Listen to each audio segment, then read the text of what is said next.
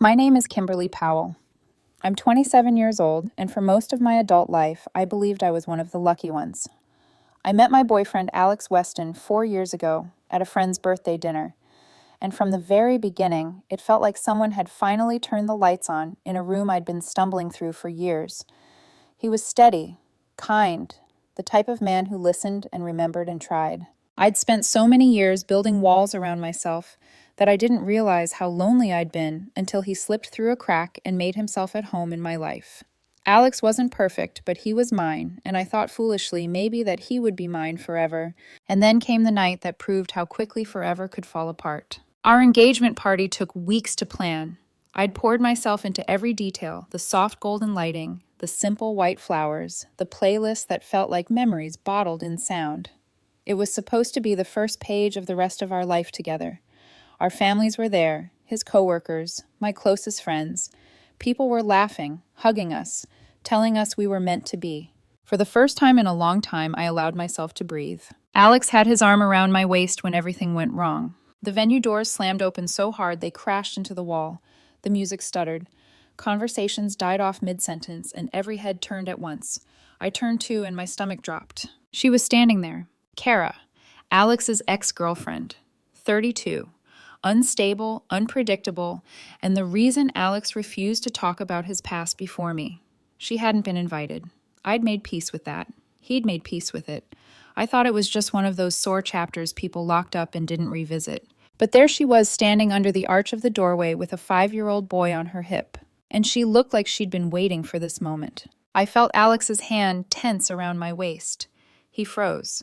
Completely. Color drained from his face. And that was the moment the first crack formed, small but sharp enough to pierce. Kara stepped forward, her heels clicking like a countdown. The little boy clung to her shoulder, confused, tired, unaware he was carrying the weight of a bomb about to detonate. Some guests gasped softly. Others whispered. Someone near the dessert table muttered, "Isn't that Alex's ex?" My pulse hammered in my ears. Alex whispered under his breath, "What the hell are you doing?" She ignored him. She ignored everyone except the microphone. She strode past me as if I were nothing more than a shadow and grabbed the mic from its stand. The moment her voice hit the speakers, the room snapped into total silence. "I know this isn't my event," Kara began, her tone dripping with wounded righteousness, "but everyone here deserves to know the truth." A sick metallic fear pooled in my chest. I looked at Alex. He was shaking his head, silently pleading with her, with the universe, with anyone who would listen. "Kara, stop," he said sharply. "Not here, not tonight." She raised a hand like she was brushing away an annoying fly. "It's time to tell everyone," she said, her eyes locking onto mine with a cold, triumphant glitter. "Alex is the father of my son." The world split open. It wasn't shock at first. Shock would have been merciful. What I felt was something slower, darker, like insanity, dripping into the cracks of my rib cage. Someone near the bar gasped loud enough to echo. Another voice whispered, "Oh my God." My vision tunneled. All I could see was Kara's face, smeared mascara-chapped lips, a look of victory carved into every feature. She shifted the little boy, holding him out like an exhibit. "This is Ethan," she announced. "Alex's child. The child he abandoned." My heart slammed into my ribs. Alex stepped forward, panic flooding his voice. "Kara, stop lying. Put the microphone down." "Oh, now you want to tell the truth," she snapped. "You slept with me. You know you did.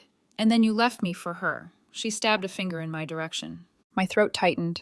"Excuse me," I said, barely able to recognize my own voice. Kara kept going, riding the adrenaline high of a woman who had burned every bridge and wanted to watch the flames dance. "You all should see the messages he sent me," she hissed, pulling out her phone like a magician, revealing a final trick. "He told me he cared, that he'd be there for Ethan." She flicked through her screen dramatically, showing no one proving nothing, performing everything. "And if that's not enough," she continued, reaching into her purse, "then look at this." She unfolded a paper with a flourish. "A paternity test." The crowd erupted in whispers. I couldn't breathe. My lungs refused to function. Alex's face was a mask of disbelief and fury, his hands shaking as he tried to snatch the microphone away. "She's lying," he spat. "This is all fabricated. I never. Kara, I'm warning you, put that down." "No," she snapped. "Everyone deserves to know the truth you've been hiding. Kimberly deserves to know." Hearing my name from her mouth felt like an insult. My head spun. The room blurred. The lights dimmed and sharpened all at once in a dizzying kaleidoscope. And for the first time since meeting him, I asked myself a question I never thought I would. What aren't you telling me, Alex? Kara lifted her chin, holding the mic tight. I won't be silenced anymore. Alex is Ethan's father, and I won't let him pretend otherwise. The ballroom was dead silent, except for my heartbeat clawing up my throat. And that was how my perfect night became the beginning of the truth that would destroy everything I thought I knew. For a moment, no one moved. The ballroom felt suspended in air, like the building itself was holding its breath.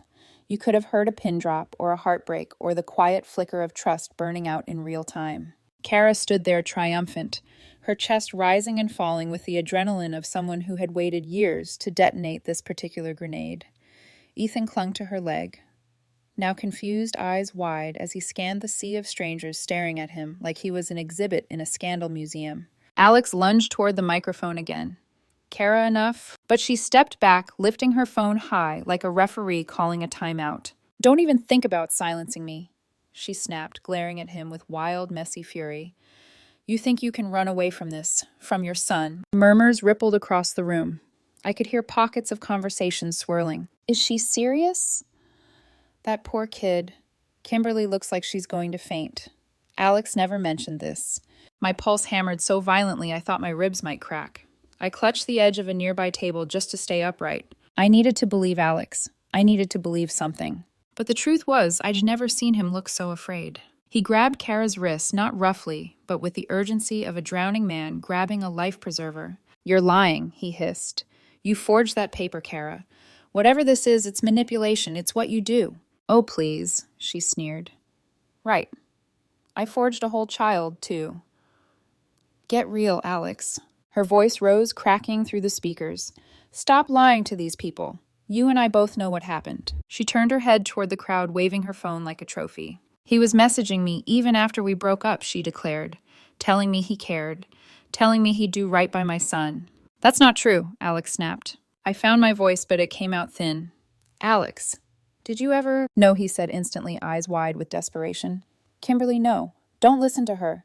But Kara wasn't finished. Here, she said, thrusting her phone toward the front row, scrolling furiously. Look at the timestamps.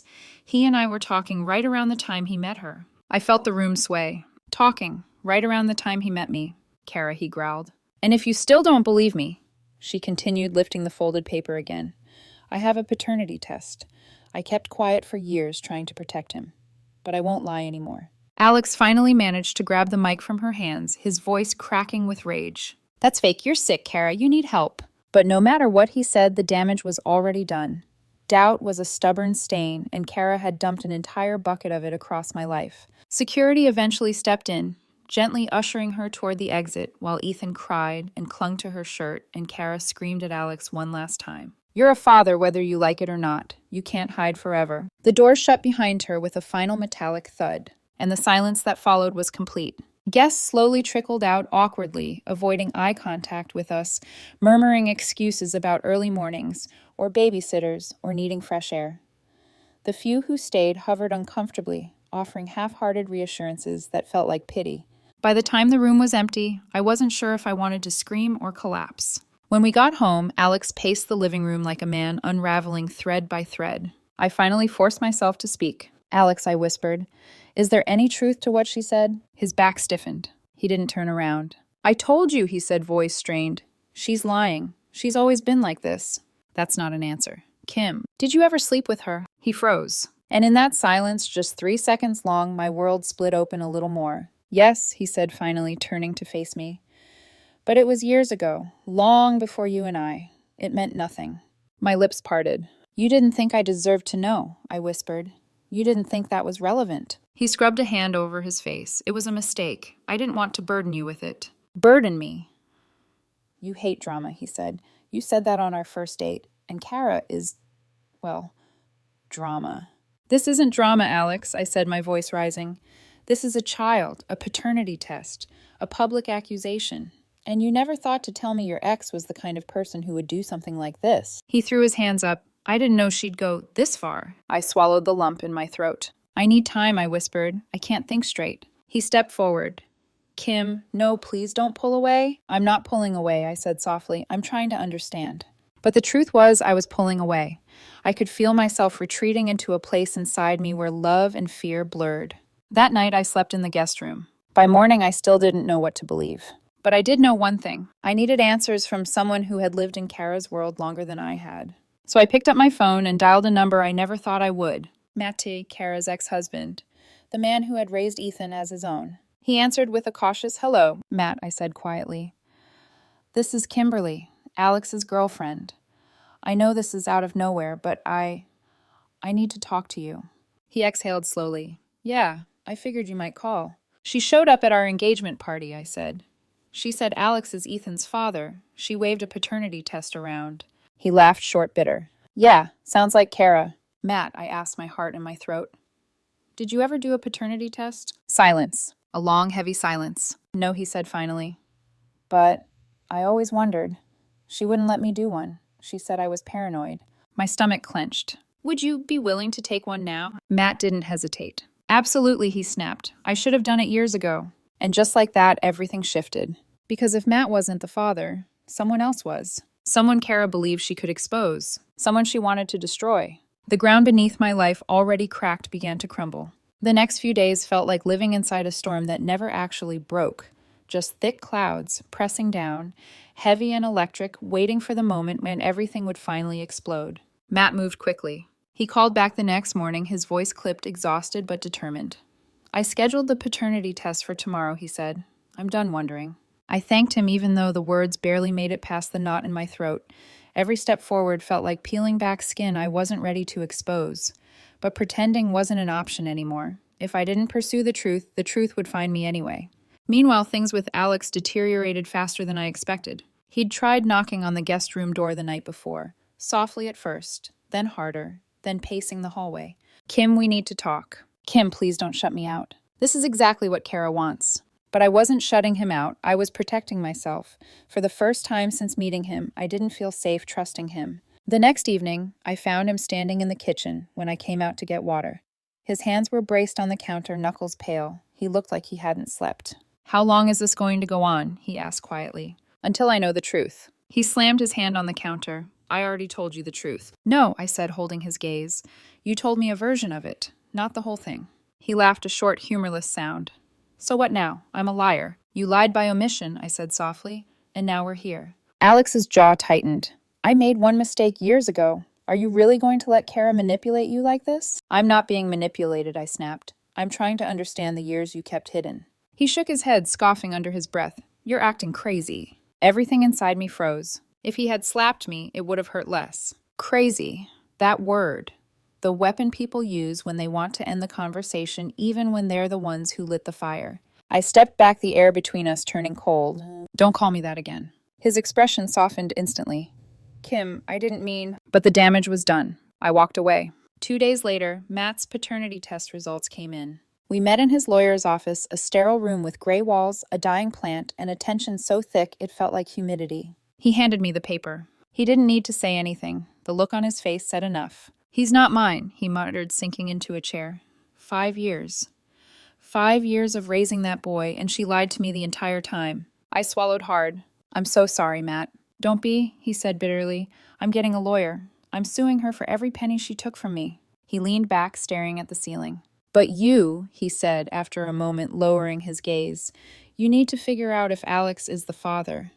Because there weren't many other options back then. The words hit me like a physical blow. I drove home numb, the world a blur. That night I told Alex about Matt's result. For a split second, just a flicker, there was something in his eyes. Fear, guilt, shock. I couldn't tell, but it was something. Something he didn't hide quickly enough. So Matt's not the father, he said with a shrug, the dismissal in his tone slicing through me. Big deal. Big deal, I repeated, stunned. Alex, this changes everything. No, it doesn't. It means someone else is the father, I said. It means Kara wasn't making everything up. She was making everything up, Alex insisted. Kim, you're letting her twist your mind. She feeds off this chaos. Then why, I whispered, won't you take a paternity test? His eyes darkened. Because it's insulting. Because I shouldn't have to prove I'm not lying. Because you should trust me. I trusted you, I whispered. Completely. And now I'm standing here wondering if the man I'm supposed to marry might be hiding a child. Alex looked away. That isn't fair, he muttered. What's not fair is that you knew Kara was capable of drama, and you still hid your history with her, I said. What's not fair is that you're making me feel guilty for wanting answers. He exhaled sharply like he was swallowing anger. I'm not taking the damn test, he said. This ends now. He walked out of the room before I could respond. That night I packed a bag and left. I stayed with my friend Sarah, a fierce, no-nonsense woman who had been my emotional lifeline more times than I could count. She didn't even let me finish explaining before she poured me a glass of water, sat me on her couch, and said, Kim, you can't build a future with someone who panics every time you ask for the truth. Her words slid into the hollow spaces inside me like they belonged there. Alex called, texted. The messages started pleading. Please come home. We can fix this. I didn't mean to say what I said. But then his tone shifted. You're being dramatic. I can't believe you're doing this over her. This is exactly what Kara wants. Every message was another thread unraveling. Meanwhile, Kara's life was collapsing at full speed. Matt's lawyer had uncovered everything. She'd hidden debt financial lies, years of manipulating child support payments. CPS was notified.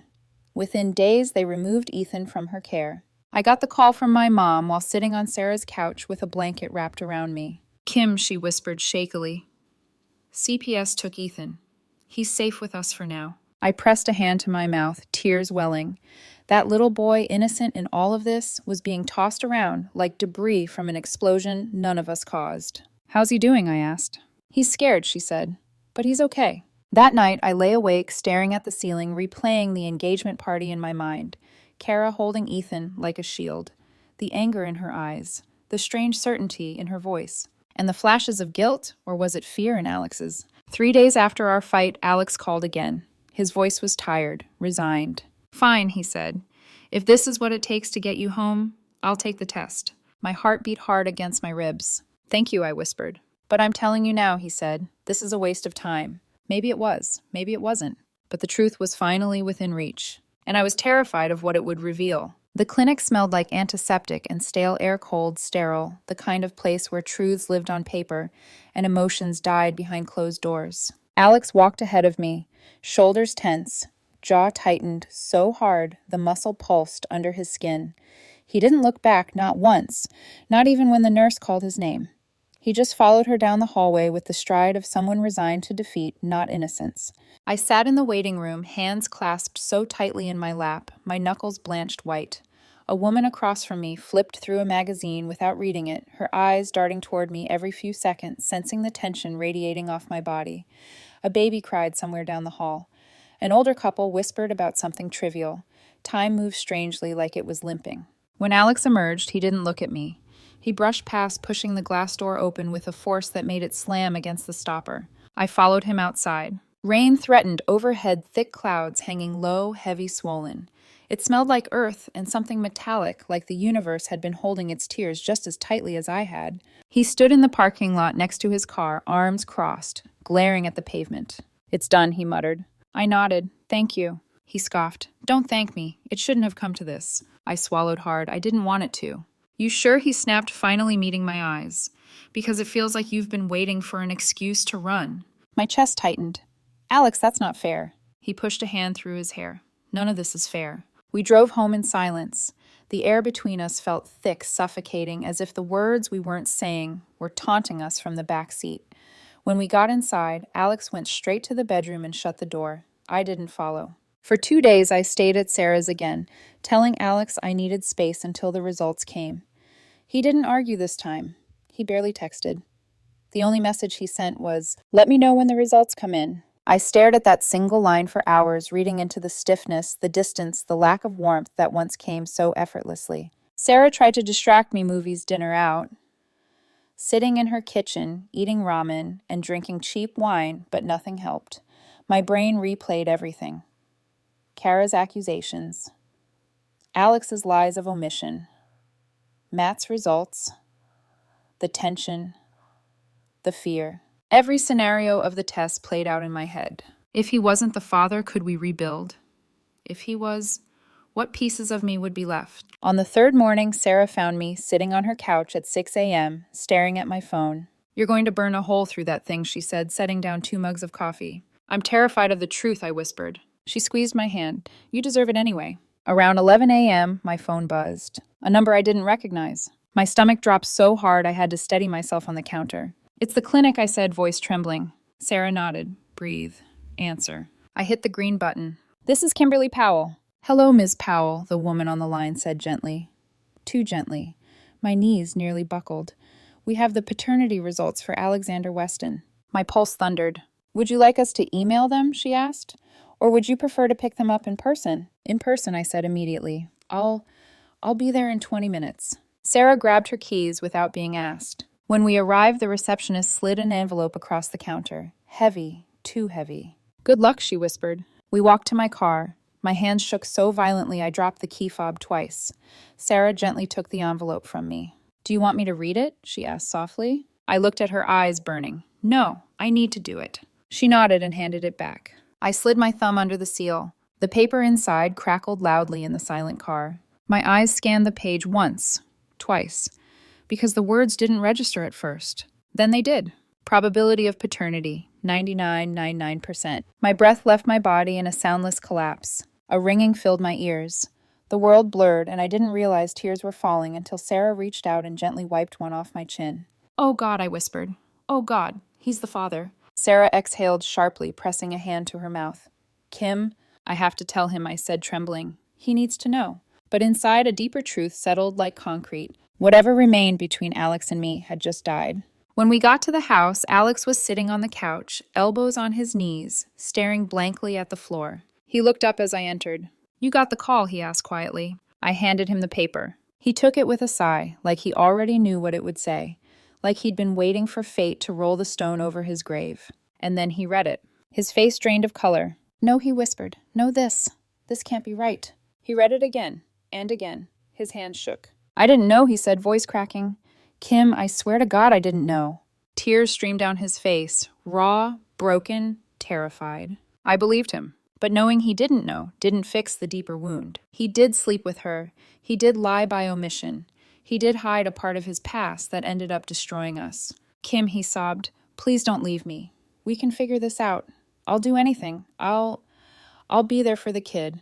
I'll do the right thing. Just don't walk away." I sat down across from him, feeling grief settle deep into my bones. "You might not have known about Ethan," I said softly, "but you knew about Kara.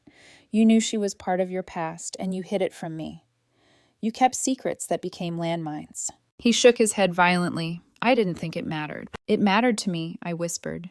"It mattered more than you realized." His chest rose and fell with ragged breaths. "Kim, please." I stood. His face crumpled. "I love you," he choked. I nodded. "I loved you too." And then, without looking back, I picked up my bag, walked to the door, and stepped into the hallway. Each step felt like peeling away a future that no longer belonged to me. I didn't stop walking. Not even when I heard him fall to his knees behind me. I didn't look back. Not when I reached the stairs. Not when I stepped into the cool hallway air. Not when I heard the faint, muffled sound of Alex calling my name from inside the apartment. By the time I reached the parking lot, something inside me had already shifted. Something that had been cracking for weeks finally gave way, breaking apart with a quiet finality that felt nothing like the dramatic heartbreaks people imagine. It felt quieter, emptier, like standing in the wreckage of a place you once lived and realizing it no longer feels like home. I drove back to Sarah's in silence. No music, no thoughts, just numbness. When I walked in, she took one look at my face and didn't ask a single question. She wrapped her arms around me, held me tight, and whispered, "You did the right thing." I cried, finally letting weeks of fear, doubt, anger, and grief collapse out of me in a shaking mess. She held on until the storm passed. For the next few days, I existed in slow motion. I slept in short, restless bursts. I ate because Sarah put food in front of me. I worked because bills and life didn't stop for heartbreak. Alex texted every day at first. "Please talk to me. Kim, I didn't know. I swear I'll do anything. We can still fix this. Please. I love you. I'm sorry. I'm so sorry." I didn't respond. Not because I wanted to punish him, but because I needed to save myself before I drowned in the chaos he'd kept hidden for years. Eventually, the messages slowed, then stopped. Meanwhile, Kara's world imploded at full speed. Matt's lawsuit moved like wildfire. His lawyer was relentless. He demanded repayment of years of child support. He filed for damages for emotional distress. He pushed for criminal charges related to fraud. And with CPS involved, Kara had to answer for far more than paternity lies. The financial records Matt's lawyer found painted a brutal picture. Maxed out credit cards, unpaid loans, money funneled from Ethan's support into spa trips and shopping sprees, receipts of late rent notices. Her life wasn't just crumbling, it had already collapsed, and she was clawing at anyone within reach, trying to drag them down with her. I heard most of this from my mother, who called me constantly now, not out of meddling, but genuine worry. CPS ruled. "She's unfit," she told me one evening. "Your stepdad and I have temporary custody. Ethan's safe." My breath left me in a shaky exhale. Good, thank God. He misses his mother, she added softly. But he's calmer here. He sleeps through the night. I closed my eyes, imagining that little boy in the middle of all this chaos, a child born into a war he never asked for, a child who deserves stability more than anything else. "Can I see him?" I asked. My mom sounded relieved. Of course, he'd love that. The next day I visited their house. When I walked in, Ethan was sitting at the kitchen table, coloring small and sweet and heartbreakingly unaware of the weight of his existence. He looked up when he saw me bright-eyed. "Kim," he chirped. He remembered me from family gatherings Alex had brought me to, back when things were simpler before the storm. I knelt beside him, smoothing his hair. "Hi, buddy." He showed me his drawing of a house, crooked windows, a slanted roof, but warm and bright. "Is that your house?" I asked. "No," he said with a shrug. "It's the house I want." My throat tightened. "Tell me about it," I said, sitting beside him. And he did. He rambled about a dog he wanted, a treehouse, a garden where he could grow strawberries. Normal dreams. Beautiful ones. Dreams a child should be allowed to have. That day changed something in me. Not about Alex, that wound was too deep, too raw, too structural to hold a future, but about myself. I realized I could care about Ethan, without forgiving Alex, without forgiving Kara, without sacrificing myself again. I visited him twice a week after that. I helped my mom bake cookies with him, read him stories, taught him how to fold paper airplanes. He became a small piece of calm in the chaos. Meanwhile, Alex tried to contact me again, a single text a week later. "I'm going to step up for him. I owe him that. I don't know how to be a father, but I'm trying." Then he added, "I love you. I know I ruined everything. I hope one day you forgive me." I stared at that message for a long time. I didn't reply. Forgiveness wasn't something I could offer, not yet, and maybe not ever. Some mistakes don't get mended, they get survived. Weeks passed. My world slowly rebuilt itself from the ashes. I found a small apartment, nothing fancy, but cozy, warm mine. The first night I slept there alone, I woke up feeling light, strange, free. I started going to therapy, and therapy forced me to look at everything, not just the engagement party, not just Alex's secrets, but the patterns I had ignored, the ways I silenced my instincts for the illusion of peace, the small betrayals I forgave too easily, the hesitations I tucked away because I wanted to believe in love more than I believed in myself. It hurt, and then slowly it healed. Months passed before I felt like a person again. I eventually got coffee with a man Sarah introduced me to, gentle, funny patient. Not a date, just company. But I didn't panic. I didn't flinch. That alone felt like progress. Ethan stayed with my parents throughout the custody battles. Kara spiraled further accusations, denials, breakdowns. But none of that was my responsibility to fix. I visited Ethan regularly. We built Legos, baked muffins, drew more pictures of houses and gardens and sunshine. One day he asked, "Can you come to my school play when I have one?" I smiled and kissed the top of his head.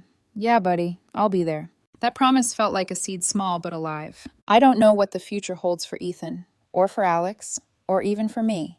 But I know this. I finally chose myself. I walked away from chaos. I learned to trust my own voice again. And for the first time in years, peace doesn't feel like a stranger. It feels like home.